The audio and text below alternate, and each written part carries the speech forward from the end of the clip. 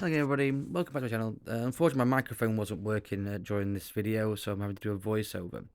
So as you can see, I've done a progression to the 6 red line up to now a 10 red line up. We've got 1 red below the black spot, we've got four reds between the pink and black, and then we've got 5 reds in between the pink and blue.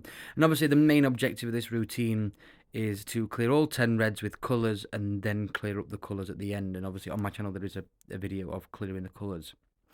Now, it's one of these bread and butter type of routines. It's one that everybody will practice at some point.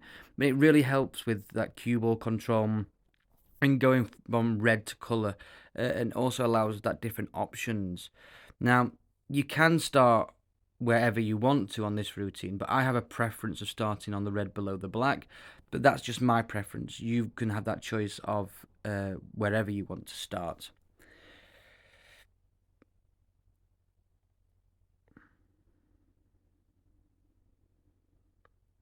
So obviously here, I'm going to be playing it on and off the cushion with the white.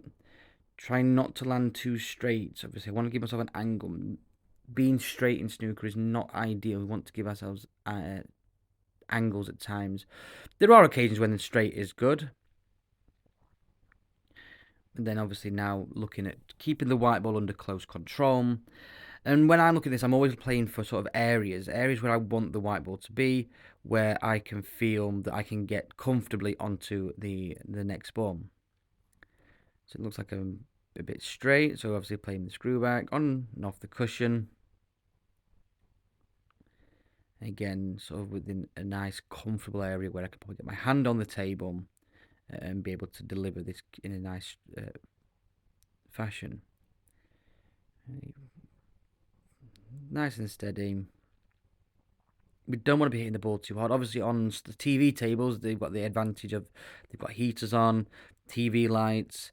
It makes it a nice playing surface where you don't have to hit the ball too hard. On club tables, you might have to hit them a little bit harder to get that reaction. Obviously, as you can see, playing for an area, we've got reds to the middle and I've got reds to the corner. Trying to stay as still as possible when delivering the cue. So any movement can put that onto the white and then could end up missing the pot.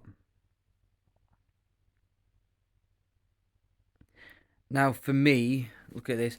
The aim is always to clear the table, but it's okay to not. Like if I'm looking at a 10 red lineup, I'm looking at getting at least 8 of those. If you're getting 8, then you've got that confidence to be able to do that in a match, and that's sort of a frame winning break. So I'm always looking at setting targets when doing routines.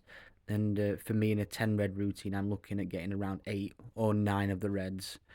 Because obviously we've got different routines that we can practice in terms of clearing up the colours as well.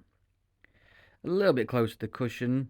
But obviously, we've got to practice these routines and in these position shots because we'll get them in matches. And if we can practice them where there's no pressure on us, hopefully then we can have the confidence in a match to be able to pot them. So on that pink there, I flicked the red above the pink. Not ideal. Now, when I was practicing a lot, I'd probably set the routine back up now. But also thinking about it as I've got older as well, we play cannons all the time in frames of snooker because we want to control the white. And it's something that we've got to get good at. And so flicking a red is not necessarily a bad thing. It hasn't put it into an unpottable position. It's still pottable. So I can keep going.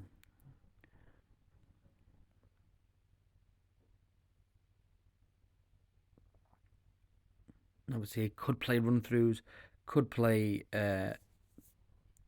to screw back. I probably came a bit too far and just a little bit tentative on that one. And it's okay if we miss. Now, it's a pot that I should be getting, and there'll be pots that you end up missing in your practice that you should be getting. So one thing that players like to do is they like to reset the shot up and play the shot again, which is really useful because you want to get that positive reinforcement of the shot.